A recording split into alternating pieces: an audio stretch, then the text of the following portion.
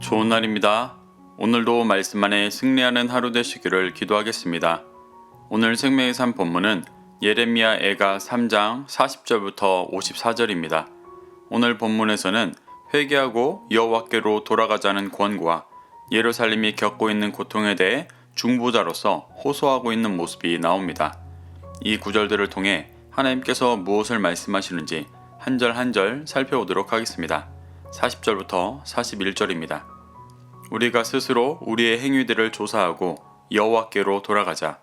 우리의 마음과 손을 아울러 하늘에 계신 하나님께 들자. 예레미야는 앞선 구절에서 예루살렘이 죄를 겸손히 인정하고 여호와의 자비와 공의를 구할 것을 권면했었습니다.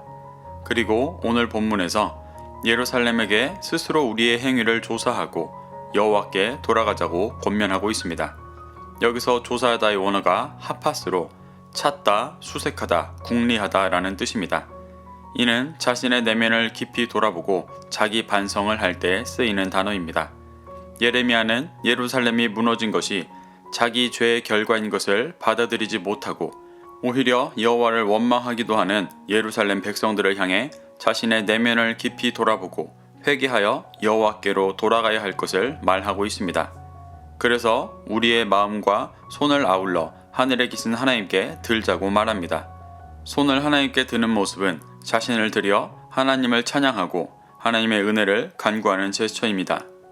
그런데 마음과 손을 아울러 든다는 것은 예루살렘이 지금까지 마음이 없이 행위만 있는 헛된 제사와 예배들로 하나님께 나아갔던 모습을 보여줍니다. 예레미야는 예루살렘이 회개하고 여호와께 돌아갈 때 해야 할 일이 손을 드는 행위뿐이 아니라 그 마음까지 여호와께 돌이켜 제사장 나라로서의 마음과 삶이 회복되어야 할 것을 권고하고 있는 것입니다. 42절부터 43절입니다. 우리의 범죄함과 우리의 반역함을 주께서 사하지 아니하시고 진노로 자신을 가리시고 우리를 추격하시며 죽이시고 긍휼을 베풀지 아니하셨나이다. 예레미야는 하나님께서 우리의 범죄함과 반역함을 사하지 아니하시고 진노로 추격하시고 죽이시며 긍휼을 베풀지 아니하셨다고 말합니다.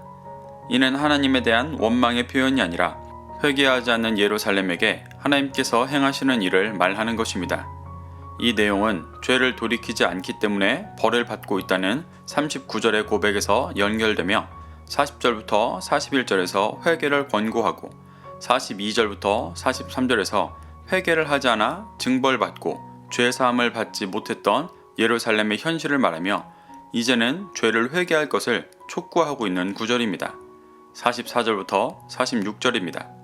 주께서 구름으로 자신을 가리사 기도가 상달되지 못하게 하시고 우리를 문 나라 가운데에서 쓰레기와 폐물로 삼으셨으므로 우리의 모든 원수들이 우리를 향하여 그들의 입을 크게 벌렸나이다. 이 구절 역시 진정한 회개를 촉구하는 구절입니다.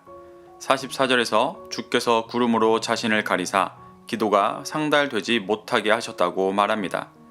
이는 하나님께서 예루살렘을 미워하셔서 그의 기도를 듣지 않기 위해 구름으로 자신을 가리시는 것을 말하는 것이 아닙니다. 출애굽기 20장 18절부터 19절을 보면 시내 산에 임재하신 하나님께 나아가기를 두려워하던 죄악된 이스라엘 백성들이 하나님을 직접 대면하지 못하고 연기로 가려져 있는 하나님을 경험하는 모습이 나옵니다. 하나님께서 구름으로 자신을 가리시는 것은 죄악된 예루살렘이 하나님의 거룩함 앞에 죽게 될까봐 그들을 보호하시기 위함이지 그들을 버리셨기 때문이 아니었습니다. 그들의 기도가 상달되지 못하게 하셨다는 것은 그들이 지금 행하고 있는 기도가 바벨론을 무찔러 주시고 예루살렘을 당장 회복시켜달라는 육신의 기도였기 때문이었습니다. 이 기도는 환난 가운데 예루살렘을 연단하시고 회복시키려 하시는 하나님의 뜻과 전혀 다른 것이었기 때문에 예루살렘 백성들을 위해 들어주실 수가 없는 기도였습니다. 예레미야는 이러한 모습을 말하며 예루살렘이 환난을 당하고도 계속 헛된 기도를 하고 이방 나라들 가운데 쓰레기와 폐물같이 되어 원수들의 입이 벌리고 있는 상황을 애통해하고 있습니다. 이 애통함은 앞에서 고백한 맥락과 같이 진정한 회개를 촉구하고 있는 것이었습니다. 47절부터 50절입니다.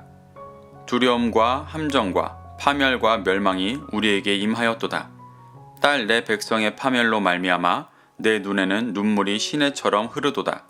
내 눈에 흐르는 눈물이 그치지 아니하고 쉬지 아니하며 여호와께서 하늘에서 살피시고 돌아보실 때까지니라.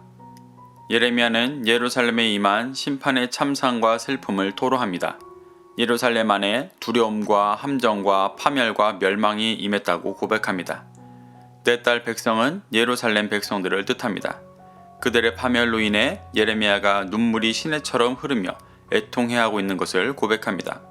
그리고 그 눈물이 여호와께서 하늘에서 살피시고 돌보아 주실 때까지 그치지 않을 것이라고 고백합니다.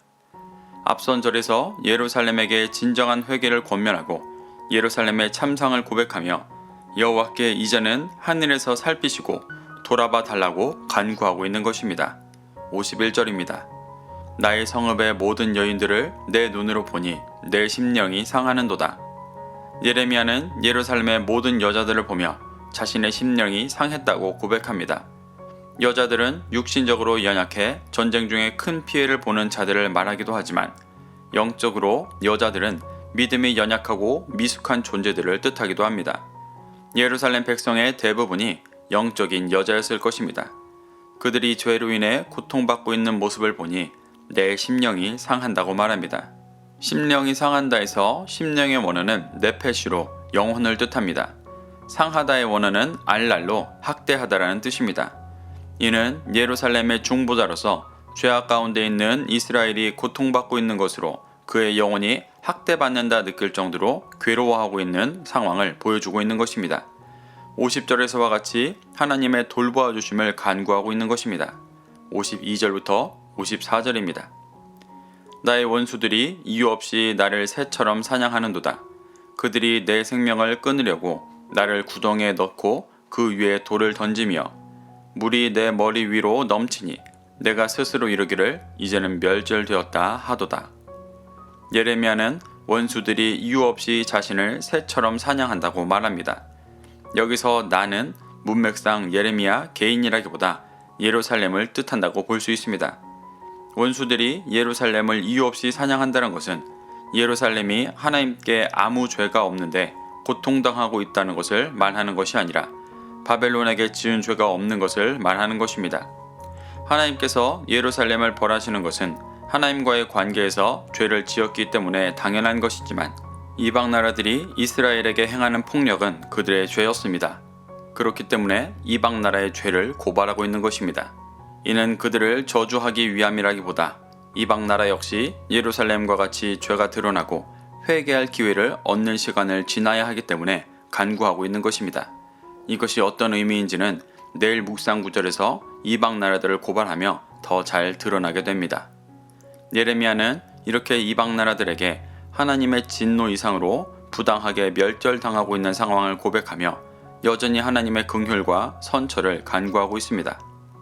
사랑하는 성도 여러분, 예레미야는 예루살렘이 무너지고 백성들이 유린당하는 엄청난 환란 속에서 예루살렘의 죄를 인정하고 회개할 것을 촉구하고 있습니다. 그리고 예루살렘의 참상으로 애통해하며 회개한 백성들을 다시 돌아봐 주시기를 간구하고 있습니다. 예레미야의 이러한 중보자의 모습을 교훈삼아 먼저 자신의 신앙을 돌아보고 사랑하는 이웃들을 위해 진리를 전하고 애통해하며 기도할 수 있는 그리스도인들의 마음을 품게 되시기를 축복합니다. 오늘도 이 말씀을 심령에 새겨 승리하는 하루 되시기를 기도하겠습니다.